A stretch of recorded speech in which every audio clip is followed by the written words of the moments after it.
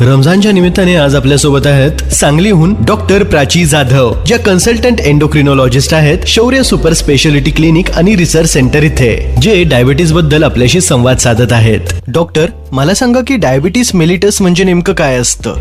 Diabetes mellitus म्हणजे मधुमेह हा एक आजार आहे जो दीर्घकालीन आजार आहे, ज्यामध्ये रक्तातील साखर जास्त होते. हे तेव्हा जास्त होते जेव्हा शरीरात इन्सुलिन कमी तयार होतो किंवा इन्सुलिन नीट काम करत नाही.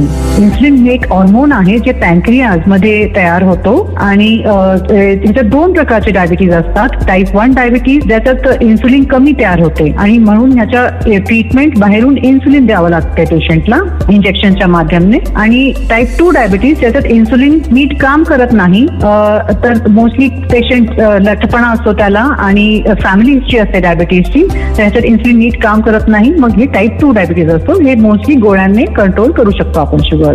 डॉक्टर, रमजानच्या महिन्यामध्ये असे कोणकोणते डायटरी मॉडिफिकेशन्स आहेत जे तुमची तब्येत मेंटेन करण्यासाठी तुम्हाला मदत करतील? रमजान फास्टिंगच्या वेळेस डायबिटीज पेशंटने स्पेशली खूप काळजी घ्यायला पाहिजे. त्यांनी त्यांचे गोळ्या, औषध, इन्सुलिन त्यांच्या डॉक्टरच्या सल्ल्याप्रमाणे ते ऍडजस्ट करून घ्यायला पाहिजे त्यांच्या जेवणाच्या वेळेप्रमाणे, कारण ते सकाळ ते संध्याकाळपर्यंत उपाशी असतात, तर त्यांचे गोळ्या, इन्सुलिन त्याप्रमाणे त्यांनी ऍडजस्ट करून घ्यायला पाहिजे. कोणत्या टाइमला किती इन्सुलिन आणि गोळ्या घ्यायला पाहिजे, कारण उपवासमुळे त्यांची साखर कमी होऊ शकते किंवा रात्रीच्या वेळेस जेव्हा ते जेवतात तेव्हा त्यांची साखर जास्त वाढू पण शकते, कारण ते एकदाच जास्त खाण्याचा प्रयत्न करतात.